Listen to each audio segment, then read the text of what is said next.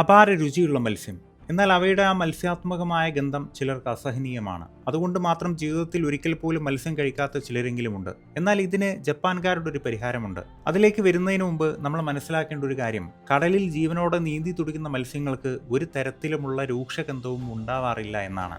എന്നുവെച്ച് ജീവൻ നഷ്ടപ്പെട്ടതുകൊണ്ട് മാത്രം അവക്ക് ഗന്ധം വരുമോ? അതുമില്ല.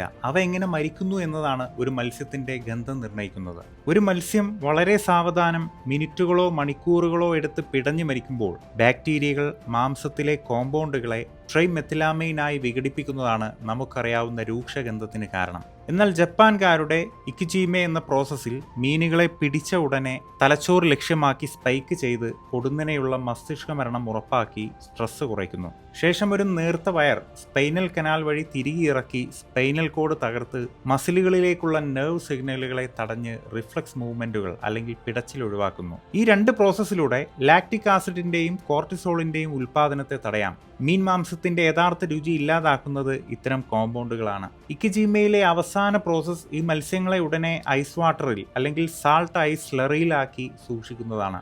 രക്തം പൂർണ്ണമായി വാർന്നു പോകാനും മാംസം വേഗത്തിൽ തണുപ്പിച്ച് ബാക്ടീരിയൽ ഗ്രോത്ത് ഇല്ലാതാക്കി കൂടുതൽ സമയം കേടാവാതെ സൂക്ഷിക്കാനും ഇതിലൂടെ സാധിക്കും. ഇതുപോലത്തെ കൂടുതൽ ഇൻഫർമേഷൻ വീഡിയോകൾക്കായി ചാനൽ സബ്സ്ക്രൈബ് ചെയ്യുക. നിങ്ങളുടെ അഭിപ്രായം കമൻ്റായിട്ട് രേഖപ്പെടുത്തുക. താങ്ക്